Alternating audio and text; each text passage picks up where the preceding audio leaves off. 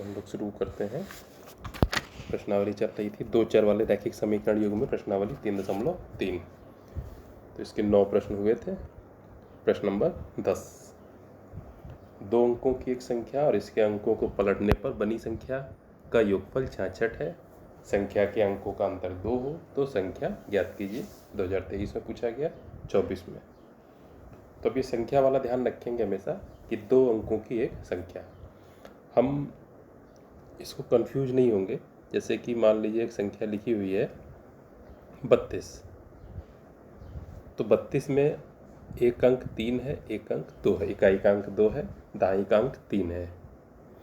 तो अगर दहाई का अंक यहाँ पर 3 है, इकाई का अंक 2 है, तो संख्या कैसे बन गई? तो सीधे सीधे इनको 3 और 2 लिख देने से संख्या नहीं बनी। जैसे हमने मान लिया कुछ इकाई का अंक हमारा y है और दहाई का अंक जो है हमारा x है।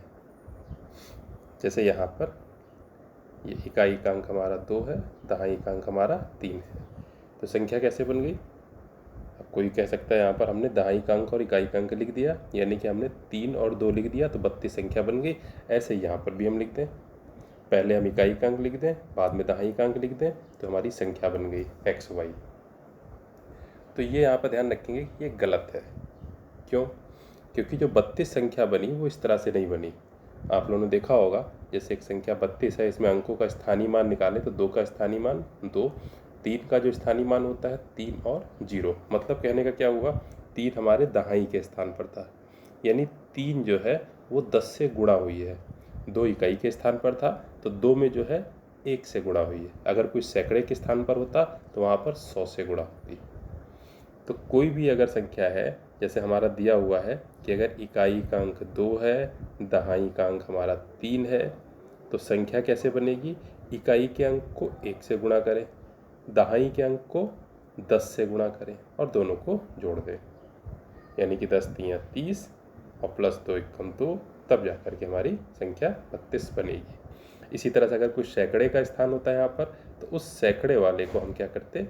100 से गुणा करते और इसमें जोड़ देते, तब ये हमारी संख्या बनी। यानी कि अगर यहाँ पर भी हमें संख्या बनानी है तो y हमारा इकाई का अंक है तो y को हम 1 से गुणा करें, x हमारा दहाई का अंक है तो x को हम 10 से गुणा करें और जोड़ दें। क्योंकि यहाँ पर गिनती नहीं है, हमारी चर राशियाँ हैं x और y, तो ये जुड़ेंगी नहीं, तो हमारी संख्या यहाँ पर क्या बनेगी? 10x + y। तो ये चीज़ हमें ध्यान रखनी है यहाँ पर। तो चलिए हम इसको हल करते हैं। तो सबसे पहले यहाँ पर कह रहा है 2 अंकों की एक संख्या। तो हम क्या करते हैं, यहाँ पर 2 अंकों की एक संख्या पहले बनाते हैं। अब देखिए, संख्या में हम कोई भी किसी को अंक मान सकते हैं। अब चूंकि हम लोग x y लिखने में पहले x लिखना हम ज़्यादा बार लिखते हैं, तो हम यहाँ पर मान लें कि जो संख्या है यहाँ पर, उस संख्या में जो हमारा इकाई का अंक है, जो इकाई का अंक है हमारा वो y है, और जो दहाई का अंक है वो हमारा x है। हम उल्टा भी मान सकते हैं, उससे कोई दिक्कत नहीं। तो इकाई का अंक हमारा y हो गया, दहाई का अंक x हो गया। संख्या कैसे बनेगी? जैसा अभी बताया था, हमेशा ध्यान रखेंगे कि इकाई के अंक को 1 से गुणा, दहाई के अंक को 10 से गुणा, सैकड़े के अंक को 100 से गुणा, जो 1000 के स्थान पर अंक होगा उसको 1000 से गुणा, और इन सबको जोड़ देंगे। तो संख्या हमारी क्या होगी यहाँ पर? संख्या बराबर, तो इकाई के अंक को 1 से गुणा यानी कि y गुणे 1, दहाई के अंक को 10 से गुणा यानी कि x गुणे 10, और जोड़ दें। अब x और 10 की गुणा तो हो नहीं सकती, तो ये 10x रहेगा। इसी तरह से y और 1 की गुणा हो नहीं सकती, तो y रहेगा, प्लस का निशान रहेगा। तो हमारी जो संख्या रहेगी 10x + y रहेगी, न कि xy। ठीक है, तो ये ध्यान रखेंगे हम यहाँ पर। तो हमारी ये संख्या हो गई 10x + y। अब यहाँ पर हम प्रश्न में देखें क्या कह रहा है, 2 अंकों की संख्या और इसके अंकों को उलटने पर बनी संख्या। अब अंकों को उलटने पर संख्या देखें क्या बनती है। तो यहाँ पर लिखेंगे अंकों को उलटने पर बनी संख्या। जब अंकों को हम उलट देंगे तो इसका मतलब इकाई दहाई हो जाएगी, अब दहाई और इकाई हो जाएगी। तो संख्या हमारी अभी क्या थी 10x प्लस वाई, अब संख्या क्या बनेगी 10y प्लस एक्स। तो अंकों को उलटने पर हमारी ये संख्या बनी। फिर आगे क्या कह रहा है प्रश्न में हमारा,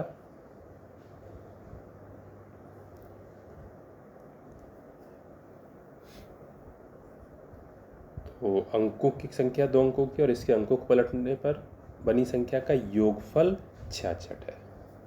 योगफल 66 है, यानी कि इन दोनों गिनतियों का योग 66 है। तो हम यहाँ पर प्रश्नानुसार दोनों का योग कर देंगे। 10x प्लस वाई पहली थी, प्लस अंकों को उलटने से बनी हमारी 10y प्लस एक्स का योग 66, तो 66 है। तो यहाँ पर 66 अब जोड़ दें 10x और 1x तो हो जाएगा हमारा 11x प्लस y और 10y हो जाएगा हमारा 11y बराबर 66। 11 हम कॉमन ले लें तो 11 हटाएंगे तो यहाँ पर x बचेगा, प्लस यहाँ से हटाएंगे 11 तो y बचेगा बराबर 66। 11 को हम उधर बटे में कर दें तो x प्लस वाई बराबर 66 बटे 11 काट देंगे, 11 एकम 11, 11 छक्का 66, 6 बटे 1 बचेगा, बटे वाला 1 यहाँ पर हम नहीं लिखेंगे तो x प्लस वाई बराबर 6। तो हमारा एक समीकरण बना x प्लस वाई का मान 6। और देखेंगे और इसमें क्या दे रखा है, और इसमें दे रखा है संख्या के अंकों का अंतर 2 हो। अंकों का अंतर यानी कि x और y का अंतर हमें पता नहीं है यहाँ पर x और y में कौन बड़ा है कौन छोटा। तो y x का भी अंतर कर सकते हैं, y माइनस एक्स भी कर सकते हैं, x माइनस वाई भी कर सकते हैं, वो अभी हमें पता नहीं। तो अंतर यहाँ पर 2 है फिलहाल। तो यहाँ पर हम लोग अंतर के हिसाब से एक समीकरण बनाते हैं। तो x और y का अंतर हमारा 2 है, तो ये एक समीकरण बना। दोनों समीकरण, अब देखिए जैसे वही बात कि अंकों का अंतर, अगर कोई ये वाला समीकरण बनाता y माइनस एक्स बराबर 2 तो अभी हम उसको भी लगा के देखेंगे यहाँ पे। तो फिलहाल x माइनस वाई का मान 2 है, तो ये समीकरण यहाँ पर रख देते हैं। x माइनस वाई बराबर 2 हल करेंगे, जोड़ने से ही y कट जाएगा, x जुड़ेगा 2x, 6 और 2 जुड़ेंगे 8, तो x का मान आ जाएगा हमारा 8/2 यानी कि 4। तो x का मान 4 आ गया। x का मान हम रख दें यहाँ पर, तो 4 माइनस वाई बराबर 2, तो माइनस वाई बराबर 2 और 4 उधर जाएगा माइनस 4, तो माइनस वाई बराबर 2 माइनस 4 मतलब माइनस 2, माइनस माइनस हट जाएगा, तो y का मान हमारा आ जाएगा यहाँ पर 2। पूछ क्या रहा था संख्या, तो हमारी संख्या क्या हो जाएगी, संख्या थी हमारी 10x plus Y, 10 into 4 plus 2 यानी कि 40 प्लस 2 यानी कि 42 हमारी संख्या बन गई। अब हम यहाँ पर देखें कि अगर ये समीकरण होता y माइनस एक्स बराबर 2 होता, क्योंकि अंकों का अंतर कह रहा है, छोटे बड़े की बात नहीं कह रहा है, तो इसको हम हल करते। तो ये समीकरण था और ये x प्लस वाई बराबर 6 वाला समीकरण लिखते, यानी कि x प्लस वाई को हम लिखते y प्लस एक्स बराबर 6, क्योंकि x के नीचे x और y के नीचे y होना था। हल करते जोड़ते तो x कटता, y जुड़ जाता, 2y बराबर 8, तो y बराबर 8/2 यानी कि 4। और y का मान हम किसी भी समीकरण में रखते, जैसे यहीं पर रख देते हम, तो 4 माइनस एक्स बराबर 2, तो माइनस एक्स बराबर 2 माइनस 4, माइनस एक्स बराबर माइनस 2, तो x का मान हमारा आता 2, तो x का मान 2 आता, y का मान हमारा 4 आता। संख्या हमारी क्या बनती, वही थी 10 इंटू एक्स यानी कि 2 प्लस y यानी कि 4, तो यानी कि 20 प्लस 4 यानी कि 24। तो ये हमारी संख्या बनती 24। इस तरह संख्या बनती हमारी 42, और दोनों ही संख्याओं के लिए ये सही आता। तो यहाँ पर ध्यान रखना है, हमें क्या करना पड़ेगा, संख्याओं का अंतर जो है, संख्या के दोनों अंकों का जो अंतर है वो 2 है, तो उससे हमारे 2 समीकरण बनेंगे, x माइनस वाई बराबर 2 और y माइनस एक्स बराबर भी 2। तो एक बार इसको लेकर के चलेंगे x प्लस वाई बराबर 6 के साथ, एक बार दूसरे को लेकर चलेंगे, तो एक बार हमारी संख्या बनेगी 42, एक बार हमारी संख्या बनेगी 24, और हमारे दोनों ही उत्तर हो जाएंगे कि संख्या या तो 24 होगी या 42। 24 और 42 दोनों ही संख्याएं हो सकती हैं यहाँ पर। तो ये ध्यान रखना है, क्यों ऐसा है, क्योंकि बस यहाँ पर जो शर्त कह रहा था कि संख्या के अंकों का अंतर 2 है, इस शर्त के कारण ऐसा हुआ यहाँ पे। फिर हम अगला प्रश्न देखेंगे। यहाँ पर एक भिन्न का अंश उसके हर से 3 कम है, अंश और हर दोनों में 2 जोड़ दें तो नई भिन्न और मूल भिन्न का योग 29/20 हो जाता है, मूल भिन्न ज्ञात कीजिए। देखिए, देखने में तो खैर बड़ा प्रश्न लग रहा है, संख्या ही यहाँ पर है 29 और 20, और 2023 में पूछा गया, तो ये विस्तृत प्रश्न है और इसमें कुछ लग भी नहीं रहा है ऐसे बहुत कटने वाली चीज़ें, तो इसको हमें लगाना ही पड़ेगा पूरा। तो एक भिन्न का अंश, तो यहाँ पर भिन्न की बात कर रहा है, तो सबसे पहले हम मान लेते हैं कि जो भिन्न है उसके हम अंश को मान लेते हैं, उसके हम हर को मान लेते हैं। भिन्न का अंश माना, भिन्न का अंश जो है हमारा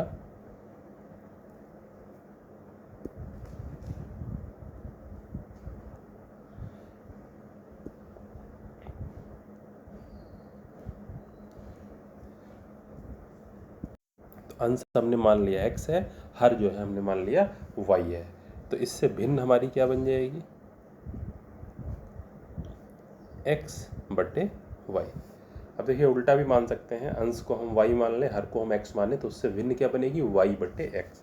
कोई फर्क नहीं पड़ रहा है, प्रश्न हमारा लगेगा, लेकिन होगा क्या कि जब हम पढ़ते हैं तो x को हम पहले रख रहे हैं, ज़्यादातर जगह अधिकांश क्वेश्चन में हम पहले x पढ़ रहे हैं बाद में y पढ़ रहे हैं, तो x/y कहने में आसान लग रहा है हमें, यूज्ड टू हो गया हमें कहते कहते, और y/x कहने में थोड़ा अटपटा जा रहा है। तो कोई मतलब वैसी बात नहीं है, चाहे हम y/x से लगाएं चाहे x/y से लगाएं, दोनों से ही लग जाएगा। जिस चीज़ से हम ज़्यादा यूज्ड हो जाते हैं प्रयोग करते करते, उससे थोड़ा आसानी से लग जाता है, हमारे मन में धारणा रहती है कि ये आसानी से लग जाएगा। तो फिलहाल हमने यही माना यहाँ पर, तो हमारी भिन्न हो गई x/y। और कह क्या रहा है पहली कंडीशन कि भिन्न का अंश यानी x उसके हर से 3 कम है, तो x कम है, तो अगर हम y को भी कम कर दें तो पहली शर्त के अनुसार क्या बन जाएगा, x जो है y से 3 कम है, तो x कम है तो हम y को भी 3 अगर हम कम कर दें तो ये दोनों बराबर हो जाएंगे, x बराबर y - 3। तो हमारा एक समीकरण बन जाएगा। अब क्या कह रहा है, अंश और हर दोनों में 2 जोड़ दें, तो दोनों में 2 जोड़ने से जो नई भिन्न बनेगी वो क्या बन जाएगी, x+2/y+2। ये नई भिन्न बनी, तो नई भिन्न और मूल भिन्न, तो मूल भिन्न हमारी कौन सी थी, x/y, यानी कि x/y का योग, इन दोनों का योग, तो 2 जोड़ने पर नई भिन्न बनी हमारी x+2/y+2, मूल भिन्न थी हमारी x/y, का योग हो जाता है हमारा 29/20। ये समीकरण बना। अब यहाँ पर विलोपन और प्रतिस्थापन की बात नहीं थी, तब यहाँ पर देखें तो हमारा प्रतिस्थापन ज़्यादा आसानी से हो जाए, क्योंकि x का मान y-3 हम निकाल चुके हैं। तो ये समीकरण 2 है हमारा, इसमें हम जहाँ जहाँ x आया 2 जगह आया है, उसकी जगह y-3 हम रख दें, तो रखते हैं। तो यहाँ पर तो x का मान y-3 +2 था बटे y+2, प्लस x का मान y-3 बटे y बराबर 29/20। हल करेंगे, y-3 + 2 तो आ जाएगा y-1। कन्फ्यूजन नहीं होना है, माइनस का 3 प्लस का 2, तो अलग अलग चिन्हों की संख्याएं हैं, घट जाती हैं, और चिन्ह हमेशा बड़ी संख्या का,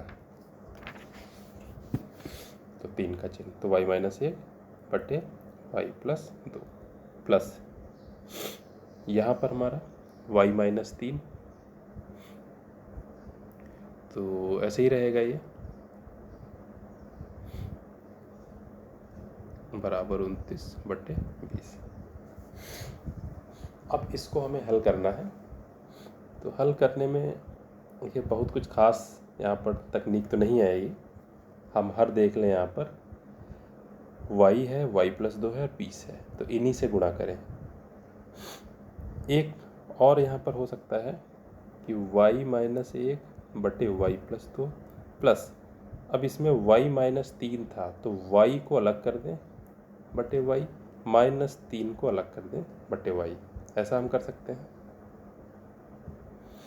अंश के दोनों या तीनों जितने भी हिस्से थे अलग अलग कर दिया। अब ये y कट जाएगा, y कम y तो एक एक आ जाएगा। तो y -1 बटे y +2 प्लस 1 -3 बटे y बराबर 29 बटे 20।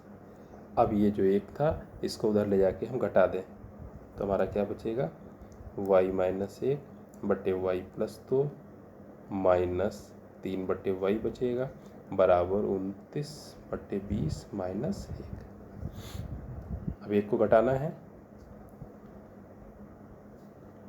तो कैसे घटेगा, एक के बटे में कुछ नहीं है, एक है, हर बराबर नहीं है तो ये 20 है, तो इसको भी हम 20 से गुणा कर दें तो हमारा क्या हो जाएगी अगली लाइन 29 बटे 20 -20 बटे 20। तो क्या आ जाएगा हमारा 29 -20 बटे 20। तो क्या हो जाएगा हमारा, तो हमारा ऊपर बचेगा 9 बटे 20। इधर क्या बचा हमारा y -1 बटे y +2 -3 बटे y। तो थोड़ा सा बन गया हमारा, कुछ हल्का फुल्का कह सकते हैं कि आसान हो गया है 9 बटे 20 होकर के। अब यहाँ पर हम हर देख लें तो y +2 y और 20 इन तीनों से ही यहाँ पर हम गुणा कर दें, यानी कि y +2 और 20 इन तीनों से गुणा करेंगे। इसके 3 पद हैं यानी समीकरण में दोनों ओर। तो पहला था y -1 बटे y +2 इंटू 20y +2 -3 बटे y इंटू 20y +2 बराबर 9 बटे 20 इंटू 20y और y +2। देखिए क्या क्या कटता है, तो यहाँ पर y +2 वाला ब्रैकेट हट जाएगा तो क्या बचेगा हमारा ऊपर 20y y -1 माइनस यहाँ पर y हमारा कट जाएगा तो क्या बचेगा 3 और 20 की गुणा हो जाएगी, 20 या 60 तो 60 y +2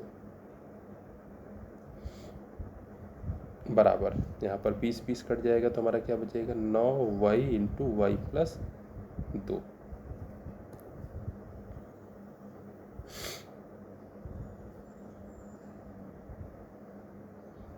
इसको हल करना है।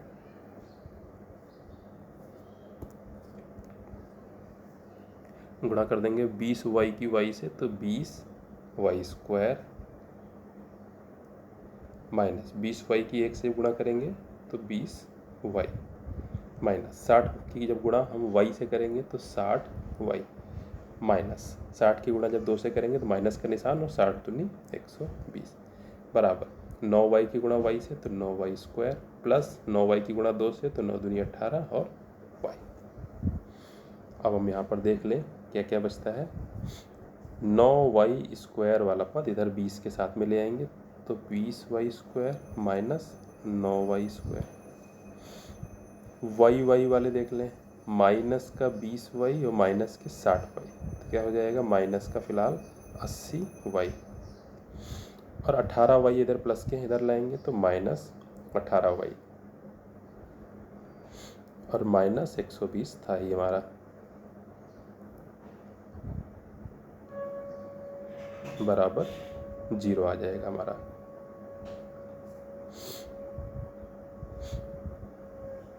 अब इसको देख लें हम तो 20y² से 9y² हम माइनस करेंगे तो हमारा क्या बचेगा 11। तो इसको हम यहीं पर लगा लेते हैं